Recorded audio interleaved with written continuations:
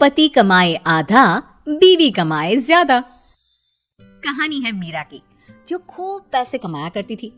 उसकी शादी राजू से होती है, जो कमाई में एवरेज था।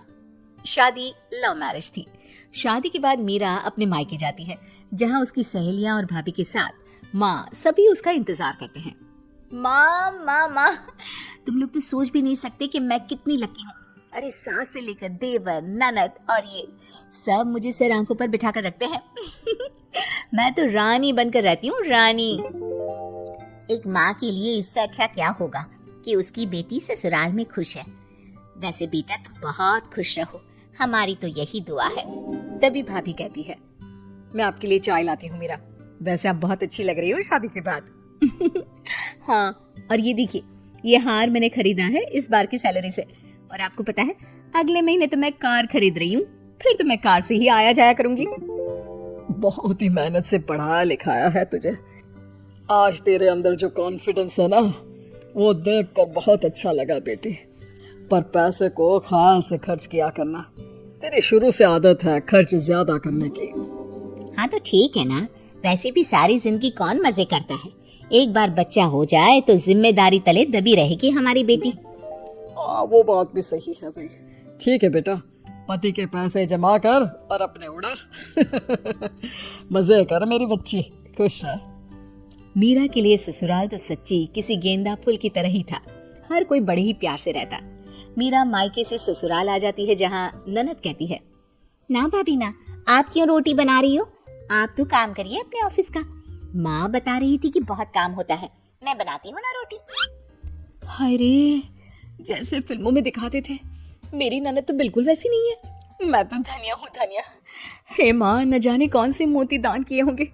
ये सारे लोग कितने अच्छे हैं।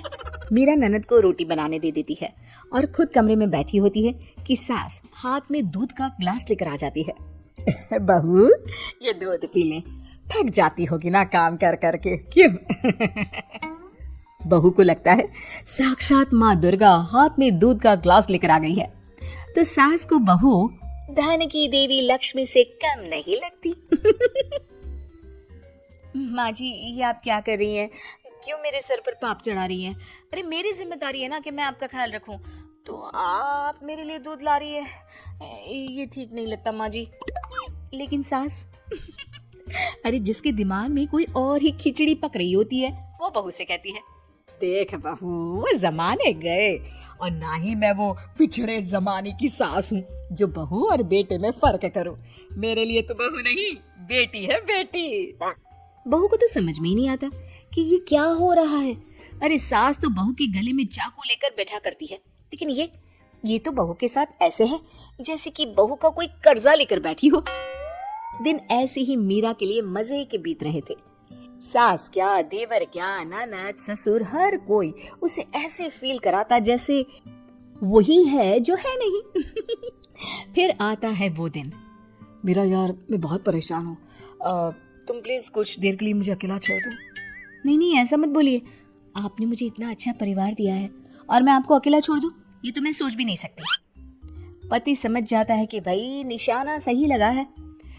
मीरा, मैं बहुत परेशान हूँ, कुछ देर अकेला छोड़ दो ना, ठीक हो जाऊंगा, प्लीज जाओ। लेकिन मीरा की भी जिद थी कि वो पति के साथ ही रहेगी। अरे जाओ ना यार, क्या है, क्यों परेशान कर रही हो?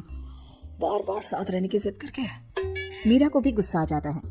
वैसे भी पूरा परिवार शादी के बाद से ही उसे इतना पैम्पर कर रहा था कि उसे तो अब तेज आवाज में बात सुनने की आदत ही नहीं रही थी। ठीक है, मैं परेशान नहीं करूंगी, जा रही हूँ, रहो अकेले। ये क्या, पति की तो सारी गेम ही खराब हो रही थी। अरे रुको, मतलब इतना फोर्स कर रही हो तो बता देता हूँ। वो क्या है ना, मेरी नौकरी का कोई भरोसा नहीं है, सोच रहा हूँ बिजनेस कर लूँ। दूसरे लोगों की तरह ससुराल से पैसे लेना अच्छा नहीं लगता, क्या करूँ? मीरा जो पूरी इमोशनल होती है, अरे ससुराल से क्यों लेना, मैं हूं ना, करो ना बिजनेस जो भी करना चाहते हो। तभी ननद रोते हुए भाई के पास आती है। अरे बहन, क्या हुआ? भाई, मुझे ना आरव से प्यार है, लेकिन उसे तो हाई फाई लड़कियां पसंद है। भाई मुझे पैसे चाहिए। मीरा के लिए ये सब कुछ नया था। अरे जिस लड़की के पिता ने या माता ने उसे कभी ये नहीं जाहिर होने दिया कि पैसे की क्या कीमत होती है, उसे पैसे के लिए रोते लोगों को देखकर अजीब ही लगता है। क्या है यार, पैसे के लिए क्या रोना, वो तो इतने हैं मेरे पास, ले लो। सच्ची भाभी? सच? तुम मुझे पैसा दोगी मेरे बिजनेस के लिए? अरे हाँ हाँ जरूर दूंगी, क्यों नहीं दूंगी। तुम सब मेरा इतना ख्याल जो रखते हो। तभी ननद भी बोल पड़ती है, और भाभी मुझे भी पैसे देंगी आप? हाँ, तुम तो मेरे हाथ से बेलन छीन लेती थी रोटी बनाने के लिए। आज के जमाने में कौन करता है। मैं जरूर दूंगी तुम्हें पैसे। तभी वहाँ सास आ जाती है। अरे बहू, सोच रही हूँ कि ऊपर का पोर्शन बनवा लूं, पर पैसे नहीं है। कम से कम 2 पोर्शन का मकान होगा तो किराया आएगा, लेकिन क्या करूं, पैसे नहीं है। माँ जी कैसी बात कर रही हैं? मेरे पास सोने के गहने है ना, उसे लोन में रखकर मकान बनवा लेते हैं। आप लोग मेरे लिए कितना सोचते हैं। आप तो मेरे लिए कमरे में चाय लेकर आती हैं। भाई कौन सास करती है आज के जमाने में। सभी पर मीरा अपने पैसे लुटा देती है और पूरी तरह से खाली हो जाती है। मेरा मजा आ गया। अब तक दोस्तों से काम मांगता था, आज वो मुझसे काम मांग रहे हैं। लेकिन मैं क्या बताऊं, मेरी तो नौकरी ही छूट गई, मेरी कंपनी बंद हो गई है। अब मैं क्या करूं? है क्या? अगले महीने से पैसे नहीं आएंगे? क्यों भाभी? अगले महीने तो मुझे गोवा के लिए पैसे चाहिए थे। अरे यार, घर कैसे चलेगा? खैर, कर भी क्या सकती थी मीरा, जब तक नौकरी नहीं मिल जाती घर पर ही रहती है। मीरा, तूने तो पैसे देने ही बंद कर दिया है और मैंने मकान बनवाने का काम शुरू भी कर दिया। अब देख, आज ना एक लेबर नहीं आई है, तो क्यों ना तो उसकी जगह काम कर ले, पैसे भी बच जाएंगे।